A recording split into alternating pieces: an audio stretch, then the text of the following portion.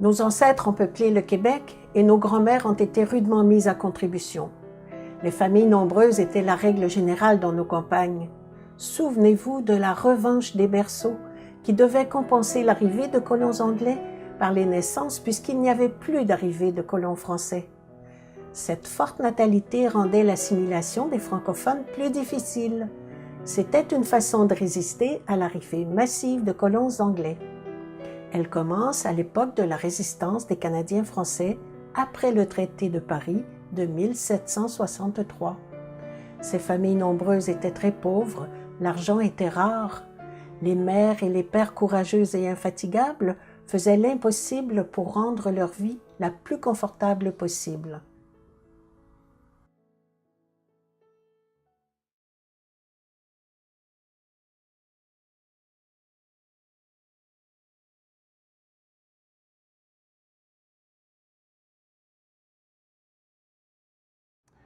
Je suis né à Upton le 8 novembre 1941.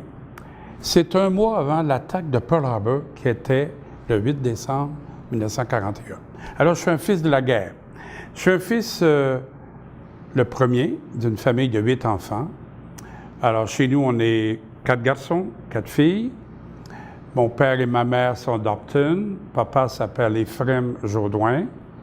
Maman s'appelle Gilberte Lapalme.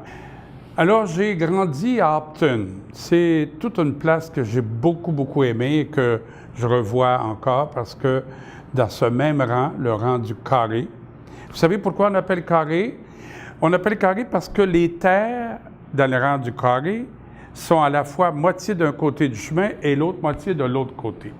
Contrairement, on appelle ça un rang simple. Contrairement au rang de la carrière, qui est un rang double, les terres sont uniquement d'un côté ou de l'autre. Tandis que chez nous, on avait 15 arpents d'un côté du chemin par 3, de l'autre côté, 15 arpents de profondeur par 3 de large. Voilà. Alors, c'était le rang du carré. De ce rang-là, c'est une ferme bien simple dans le temps. Chez nous, on avait des vaches, des porcs, des poules, et on avait un grand jardin. Et puis, on avait des chevaux. Papa aimait bien les chevaux. On avait 3 chevaux. 3 de trait, puis même des fois, on avait une 4e. C'était une petite, on l'appelait pour la course ou pour faire de la vitesse, mais c'est pas nous. C'est un de mes oncles qui venait l'emprunter pour aller voir sa blonde à Saint-Nazaire. J'ai une photo parce que mes parents étaient originaires d'une grande famille. Chez papa, Éphrem, il était le dernier d'une famille de 12 ou de 13. Par contre, ma mère était la première, la plus vieille de la famille. Et tantôt, j'ai dit qu'aujourd'hui, c'est sa fête. Elle aurait 95 ans. Mais ma mère, à ce moment-là, quand ils se sont mariés, mes parents, en 1940, donc un an avant que j'arrive, se sont mariés au mois d'août 1940. Pourquoi 1940? Pourquoi le mois d'août? On se rappelle qu'on était dans le temps de la guerre. Et c'était la course au mariage pour, autant que possible, éviter d'aller à la guerre et d'être enrôlé et d'aller de l'autre côté. Voilà que mon père avait été avec ses 2 frères, Roméo et Arthur, avait été demandé pour aller à l'armée. Alors, ils se sont mariés eux aussi en 1940. Ce qui fait que quand un jeune homme était marié, il passait dans une autre catégorie pour ne pas aller tout de suite au front. Comme il gardait ses grands-parents, donc pas ses grands-parents, son père et sa mère, Georges Jourdouin et Rose Delima-Berthiaume, qui sont mes grands-parents paternels, que je n'ai pas connus. Il les a gardés à la maison paternelle de 1940 à 42-43. Alors, ça lui donnait une autre étoile pour ne pas aller à l'armée. Et quand ils avaient un enfant, voilà, bien ça aussi, ça devenait une autre étoile de plus pour rester fermier et rester à la maison. De la même façon, ma sœur est arrivée en novembre 42. Alors, ça lui donnait aussi une autre possibilité. Et un de mes frères, après ça, Robert, est arrivé en janvier 1945. la guerre achevée à ce moment-là. Alors ça, c'est une photographie très ancienne de 1922. Toute la famille de mon père. On voit mon papa qui est ici habillé en blanc, qui était le plus jeune. Et mon père, évidemment, on voit un monsieur qui est un curé avec sa soutane, qui est son frère, qui s'appelle Désiré. C'était mon oncle. Alors, il était ici, il a fait son cours ici à Saint-Hyacinthe, au séminaire, et il est devenu prêtre en 1914-18, il était 21-22 à peu près dans ce sens-là. Et à ce moment-là, il y avait trop de prêtres à Saint-Hyacinthe. Alors l'évêque dit, choisissez-vous un autre diocèse. Et alors mon oncle est allé au diocèse de Timmins, en Ontario. Alors il a été longtemps aumônier des camps de bûcherons et tout, et tout, et tout. Et après cela, il a été curé fondateur de la paroisse francophone de Kirkland Lake, Ontario. Il y a aussi une religieuse, elle n'est pas habillée en sœur, elle est ici, là. Alors, c'est ma tante, la sœur de mon oncle Désiré. Elle s'appelle Aldéa Jaudoin. Elle a fait son cours, elle est entrée chez les sœurs de la Présentation de Marie et elle a toujours travaillé chez les Franco-Américains aux États-Unis, donc à Walbury, Connecticut, puis d'autres villes aussi, jusqu'à sa retraite. Et par la suite, elle a pris quelques mois de repos à Sherbrooke et elle a désiré d'aller travailler 5 ans, au moins 6 ans, comme missionnaire, aide-missionnaire au Pérou, à Lima, où il y a encore aujourd'hui des religieux de la Présentation de Marie.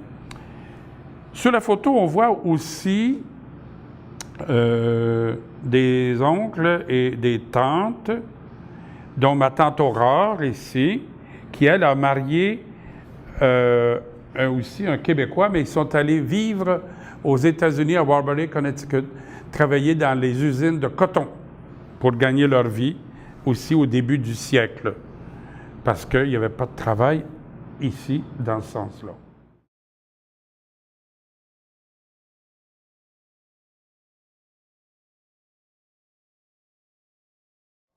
Je suis natif de Roxton Falls, dans la Rente Sainte-Geneviève.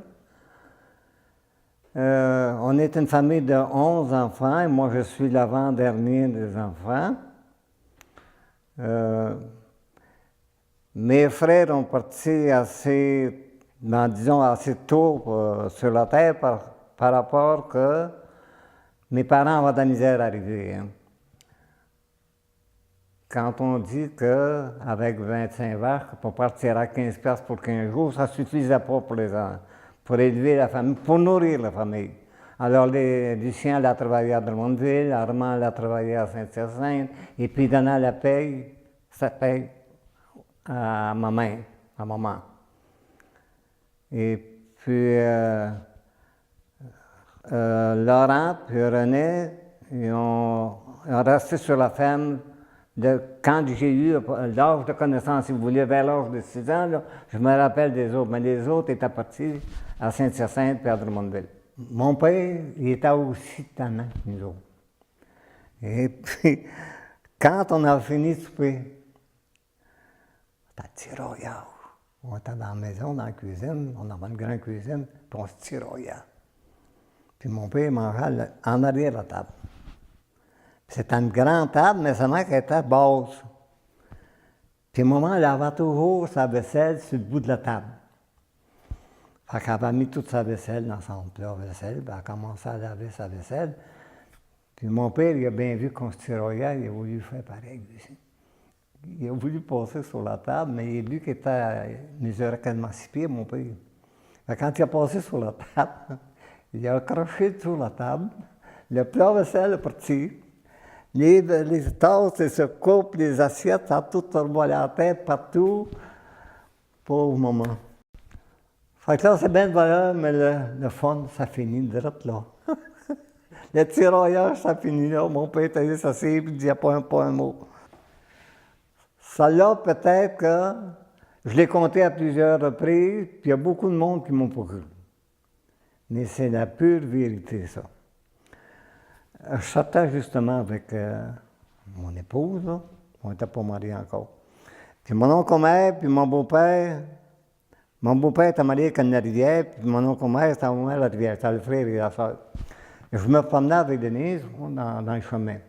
Quand rendu vis-à-vis de mon oncle-mère, Denise a dit, je vais aller voir mon oncle ma tante. Bon.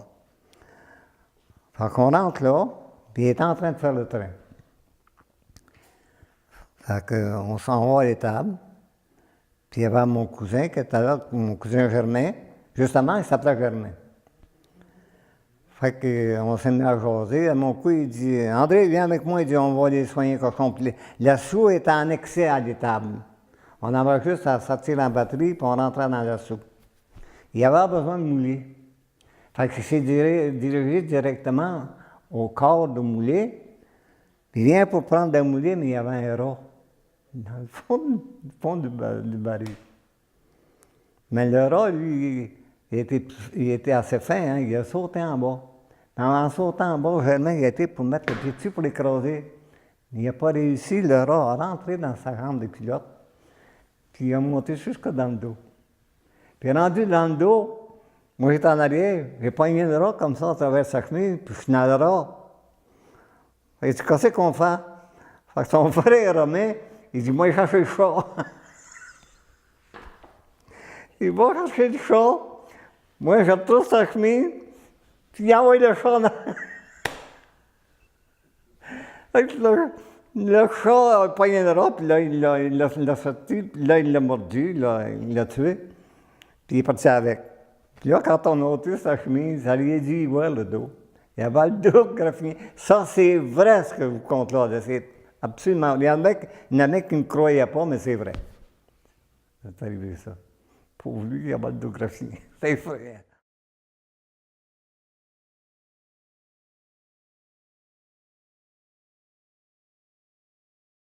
Je suis née à Saint-Théodore, et puis on était 16 enfants. Moi, j'étais la troisième de la famille, et puis j'avais 9 frères, puis 6 sœurs, et puis ça fait beaucoup de monde, ça.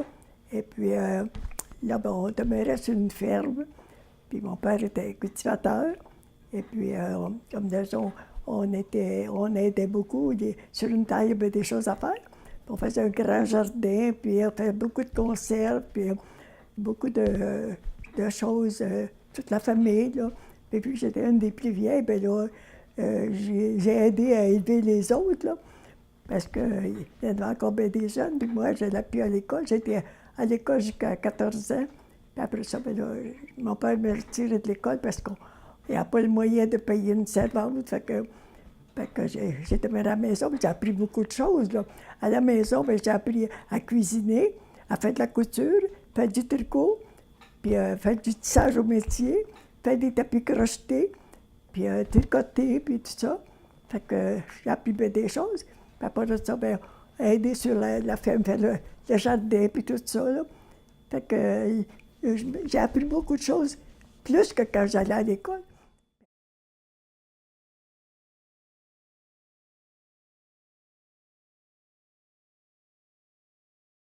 Je suis née en 1932, puis je suis née à Saint-Fidèle de Comté de Charlevoix. Puis, à l'âge de 12 ans et demi, j'ai commencé à travailler dans les maisons privées. Puis, après, j'avais une sœur qui était plus vieille que moi. Elle m'a amenée à Montréal avec elle. Puis c'est là que j'ai fait ma vie. Ma mère, c'était une sainte, là, hein, d'avoir 14 enfants, là. Heureusement qu'on n'a pas été toutes là en même temps. Elle a été élevée par sa tante, puis qu'elle s'est fait appeler maman. Puis dans ce temps-là, il allait dans le bois, hein, les hommes, hein, puis elle faisait à manger pour les hommes. Mais ma mère n'avait pas le droit d'aller de l'autre côté où il était des hommes, hein. Puis elle s'est mariée, je ne sais pas où elle l'a rencontré, je ne me rappelle pas, là, mais je sais qu'elle s'est mariée à 19 ans, puis à 20 ans, elle avait déjà un enfant. Mon père, il parlait pas bien, parce qu'on a un peu le parler de notre père. Parce qu'on ne prononce pas nos mots comme il faut. Ça, je sais. Mais ma mère, Nancy Harvey, qu'elle s'appelle, c'est descendance anglaise. Fait que ma mère, elle avait une bonne prononciation. Puis elle est allée à l'école à l'âge de 5 ans à Montréal parce que son père qui avait adopté, il travaillait sur le bord de l'eau à Montréal dans le temps. Puis elle avait été à l'école il y a 6 mois de temps. Elle n'a jamais retourné à l'école. Puis c'est une qui savait écrire, puis qui savait lire, c'était bien elle. Oh oui, parce qu'elle nous reprenait tout le temps quand on parlait.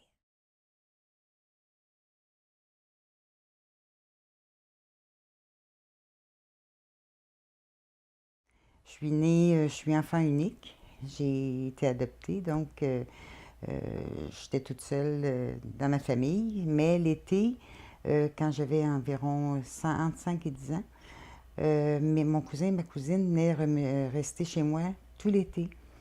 Alors là, ma mère en avait les bras débordés parce qu'au début, on était vraiment contents d'être tous ensemble. Puis à un moment donné, bien, l'habitude se entre là-dedans. Et puis là, on devenait des... On se chicanait pour des choses, des riens. Puis là, ma mère, bien là, il fallait qu'elle nous place à...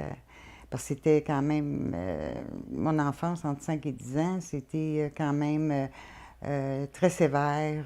C'était très religieux. Donc, il ne fallait jamais oser dire un petit mot de travers, même si c'était pas méchant. On se faisait disputer pas mal, là.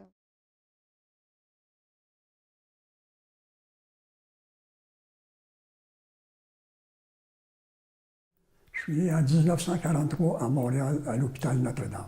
Mais mes grands-parents, je ne les ai pas connus beaucoup, parce qu'il faut dire que j'ai perdu ma mère, j'avais 6 ans. Le temps de se retrouver ailleurs, j'ai eu une enfance difficile, mais mon père a bien veillé sur nous. Aujourd'hui, ben, je suis content.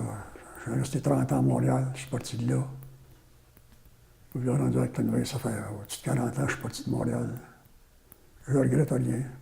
Sauf que j'ai eu une belle enfance, là, une belle adolescence. Mon frère et moi, on est juste deux dans la famille. Mon frère est un petit peu plus jeune que moi. Mon frère demeure dans le bout de Joliette. Il manque toujours la tendresse de la mère. Et mon père n'a pas eu le choix. Il fallait qu'il fournisse il nous a placés dans un orphelinat à Saint-Jean-d'Iberville. Eux autres voulaient nous prendre. Elle dit, je ne peux pas prendre les deux. Elle dit non, je ne les sépare pas, c'est les deux ou rien. Finalement, ça a fonctionné. Je suis allé vivre là. Oui, mon père s'est remarié. Elle est morte 6 mois plus tard. Là, il s'est remarié une 3e fois, mais c'est sûr qu'à ce moment-là, ça ne devient pas un mariage d'amour. C'est quelqu'un qui décide de prendre une famille, c'est déjà pas facile. Aujourd'hui, je l'en remercie beaucoup, parce que j'ai fait une belle vie, puis mon père est comme devenu mon héros à travers tout ça.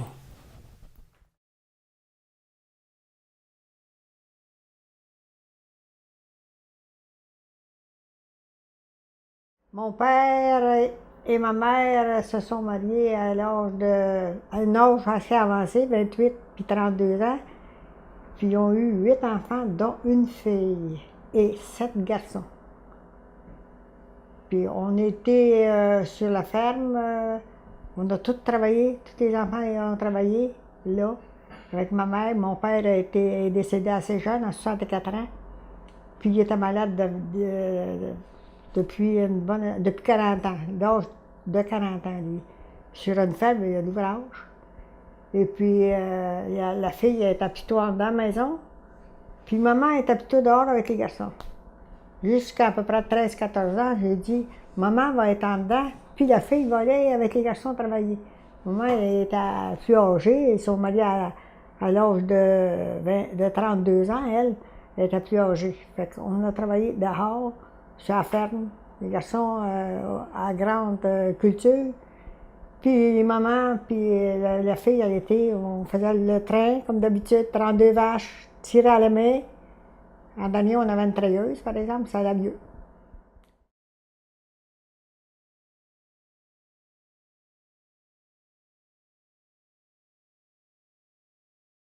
Nous sommes tous nés à la maison que mon père avait construite avec ses frères Et puis on est né là, toute la famille. 2 filles. On avait un garçon, 2 garçons. Un dans les plus vieux, et puis lui, il était autiste. Mais dans ce temps-là, il ne savait pas qu'est-ce qu'il y avait, il n'a jamais parlé. Et puis, il finit sa vie dans une institution. Et puis, il est décédé quand même relativement jeune. Puis, on avait un autre petit garçon qui était plus jeune que moi. Et puis lui, bien, il est décédé, il était malade. Il était petit, il n'avait pas 1 an. Les filles, eux autres, tout le monde était bien. Mais maman ne réussissait pas bien ses garçons. Ben, moi, j'étais la 3e de la famille. Puis, donc, ma soeur, mon frère qui était malade, qui n'était pas normal, et moi. Donc, je suis la 3e de la famille. Je pourrais dire que j'ai travaillé beaucoup. On est sur une ferme et tout ça. Mes parents, Émile Parenteau, étant donné qu'il n'y avait pas de garçons, on avait beaucoup de travail. C'était une ferme et dans le temps, ils défrichaient les livres. Et donc, ça, mes parents. Ma mère était venue au couvent à Acton-de-Veille quand elle était petite, mais ça ne lui plaisait pas, elle n'a pas duré. Et donc, elle était la dernière de sa famille. Maman. Et elle aimait, si elle a eu des défauts, elle aimait beaucoup la lecture. Quand on arrivait de l'école, elle aimait la lecture, elle prenait les livres qu'on apportait et elle les lisait. Maman. C'était la dernière de la famille. C'était mon père, sa famille, c'était Eugène Parenteau et Philomène Périssier. Ils demeuraient à Yamaska et ils sont venus demeurer à Saint-Nazaire. Il y avait 5 enfants. Et mon père était il y avait 6 enfants, mon père était le 5e et il y avait 1 an. Ils sont venus à pied, partir de Yamaska à Saint-Nazaire avec les enfants. Et ils avaient 4 charrettes, on peut dire. Et sur les charrettes étaient traînées par 2 bœufs, une vache et un cheval.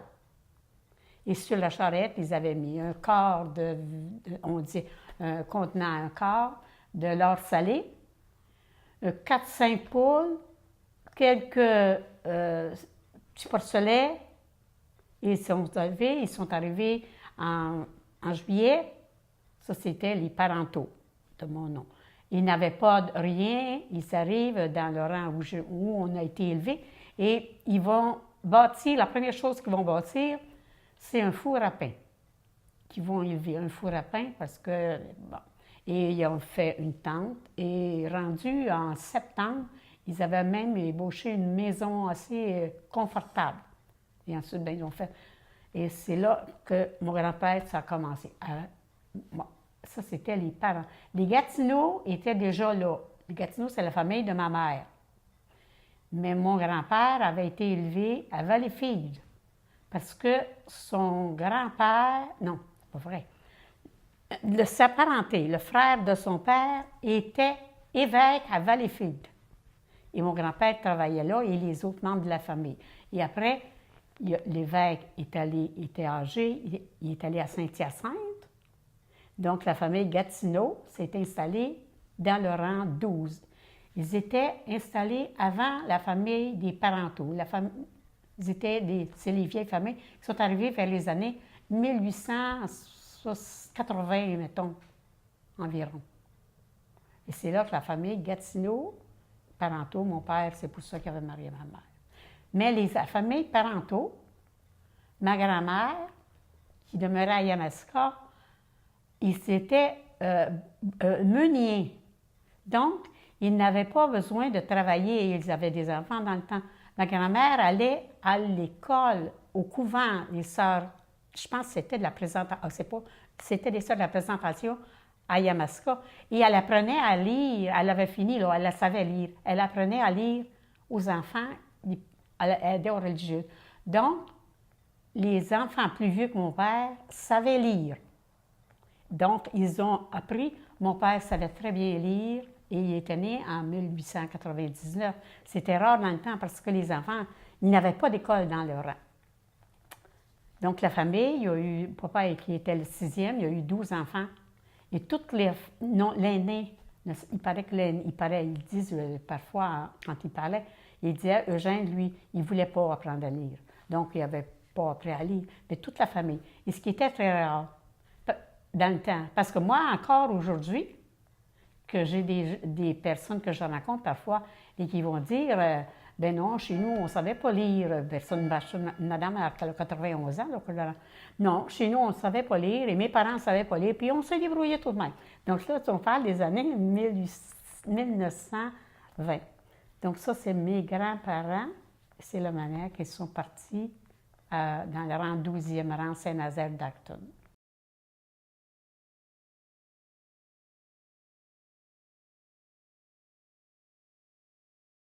Je suis née à Saint-Antoine-sur-Richelieu. C'est une paroisse agricole. Mes parents étaient agriculteurs, mon père et ma mère, de lignée. Mes grands-parents aussi étaient des agriculteurs. Donc, je peux dire que l'agriculture, je l'ai vraiment dans mes racines. Je l'ai vraiment profondément. J'ai demeuré à Saint-Antoine pendant 24 ans, jusqu'au temps de me marier. Chez nous, nous n'étions que deux. J'ai eu une sœur qui s'appelait Diane, qui est née, qui avait 5 ans, qui était mon aînée de 5 ans. Mais Diane a eu, en tout cas, elle est devenue paralysée toute jeune dans le premier mois de sa naissance. Alors, donc, elle est restée comme un bébé. Et elle exigeait beaucoup de soins de la part de maman parce qu'elle ne se nourrissait pas seule, elle ne marchait pas, elle ne mangeait pas, elle ne faisait rien. Là. Donc, c'était au moment qui devait lui changer les couches, qui devait lui préparer ses bouillies, qui devait s'en occuper constamment. Donc, moi, c'était plus... pour moi, bien, évidemment, ce que j'avais à faire, c'était de m'occuper de façon différente.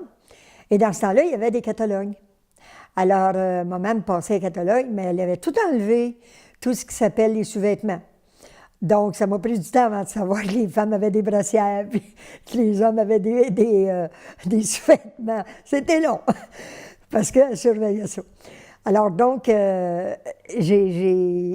quand j'ai vu ça, là, je me suis intéressée beaucoup plus à la ferme.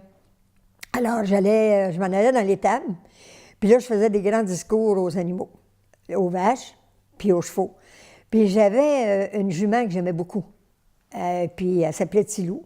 Puis je lui donnais, je la brossais, je la frottais, puis je lui donnais du foin, puis je mettais le foin dans sa mâchoire et je me couchais sur le foin. Et elle venait chercher le foin de chaque côté de moi, de chaque côté de mes bras. Puis un jour, maman est arrivée, venue voir ce que je faisais dans l'étable. Puis elle a aperçu la jument. Mais quand la jument l'a vue, ah là, les dents sorties, la narine, puis les oreilles courbées, ah là, la jument n'était pas contente. Là, maman s'est mise à crier, « Monique, tu sors de là, tu vas te faire manger, elle va te blesser, puis sors. » Fait que là, je suis sortie de là, comme de raison. Mais ce que j'avais trouvé de vraiment extraordinaire, c'est que j'avais compris que ma jument, là, c'était vraiment ma jument. C'était vraiment mon amie. Elle était vraiment la mienne. Fait que j'ai continué, évidemment, de la brosser, j'ai continué. Je suis pas allée dans la mangeoire, parce que j'étais quand même obéissante comme enfant. Ça, c'était pas si pire. Mais j'ai continué de m'occuper de la jument, mais quand j'avais fini de la brosser, je me couchais sur elle, puis je me couchais la tête entre ses deux fesses. Bien, pas trop bas, là, parce qu'on n'est pas à l'aise. Mais, puis je passais des grands moments avec elle aussi, là. Ça, c'était... Les vaches, eux autres, j'ai moins à dire, les vaches. Les vaches, c'était moins... ils manifestaient moins d'intérêt, eux autres. Il y avait moins de... Des fois, il y en a qui disent que c'est bête, une vache. Moi, je pense pas, là. Mais c'était différent. Alors, j'ai pas d'anecdote au niveau des vaches. J'ai pas de frère. Et je suis devenue unique, on peut dire unique, à partir de l'âge de 6 ans. Alors, quand je dis « Ah, t'es une fille unique, t'es chanceuse, t'es gâtée! » Je dis « Non, pas gâtée, pas de miette. » Parce que le temps que ma mère a pu me gâter, j'étais pas là, là. Elle n'était pas avec moi, là. Elle était avec Diane. Et c'était mon enfance, ma jeune enfance. Je peux dire de mes parents que j'ai eu de très bons parents. Si je suis ce que je suis, c'est grâce à eux. Papa m'a fait confiance très jeune, au point de me laisser avec un attelage de chevaux pour couper du foin. La première fois, il y avait une autre équipe qui me suivait. Bon, mais j'avais juste 8 ans. Là, papa m'avait tout expliqué ce qu'il fallait faire. Si jamais les chevaux partaient, supposons, en détresse, de dépêcher, de débarquer de la faucheuse, puis de les laisser aller, de ne pas essayer de les retenir. Alors, puis la seule chose qu'il m'avait dite, c'est « faut que tu fasses attention de ne pas faire de couettes au bout des rangs. » Ça, j'aime pas ça, des couettes. Donc, ça n'a pas été long. À 10 ans, je partais, puis j'allais avec mon attelage. Le matin, je partais. Puis souvent, le voisin était dans des champs, on était voisins de champs. Alors, le voisin, c'était toujours lui qui venait. C'était pas ses enfants. Et puis, il y avait une espèce de concurrence. J'ai comme compris à un moment donné qu'il y avait de la concurrence, que lui se dépêchait pour pouvoir finir avant moi. Mais moi, il ne voulait pas que je fasse de couettes. Fait que là, ça n'a pas été long. J'ai regardé dans son champ, c'était plein de couettes. Ah, oh, ça me fait rien. Moi, c'est bien fait. J'étais bien fière de moi. Fait que ça, c'est des démarches de confiance que tu n'oublies pas, hein, que tu gardes, que tu captes. Une autre chose aussi où mes parents m'ont fait beaucoup confiance, c'est au niveau de la conduite de l'auto. Papa était un des premiers à avoir une voiture à Saint-Antoine. Alors, et puis, évidemment, que les voitures, dans ce temps-là, il n'y en avait pas beaucoup, mais papa, il l'aimait comme la prunelle de ses yeux. Il ne pas que j'y touche. Mais à 17 ans, il m'a permis d'aller prendre mes licences. Et j'ai commencé à conduire à 17 ans. J'étais la deuxième femme de la paroisse à conduire. Hey, ça, là, c'est un velours aussi, là. J'ai rencontré Claude Bernard, qui, lui, est de Belleuil. On s'est rencontrés dans la JAC, Jeunesse agricole catholique. Puis, on est venu s'installer à Saint-Hilaire, sur la rue Ozias-le-Duc, encore sur une ferme. Dans cette ferme-là, c'était la production avicole, ce qui était différent de chez nous. Parce que chez nous, c'était ferme laitière. Laitière est multiple, là, production multiple. Quand on s'est installé à Saint-Hilaire, on a commencé par s'installer à Loyer. Parce qu'on était en 1960, puis à ce moment-là, il y avait l'Expo qui s'en venait. Et les gens croyaient que le développement serait fantastique, serait vite. Mais la loi de la protection du territoire agricole est arrivée, ce qui a fait que ça a freiné les ardeurs. Et en 69, le propriétaire a décidé de vendre.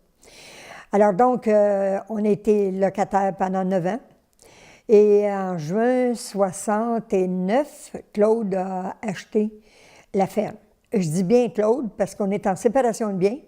Et qu'à partir de ce moment-là, c'était Claude qui était le propriétaire, qui devenait propriétaire unique. Donc là, mes parents aussi, entre-temps, à partir de 64, sont venus vivre à la maison.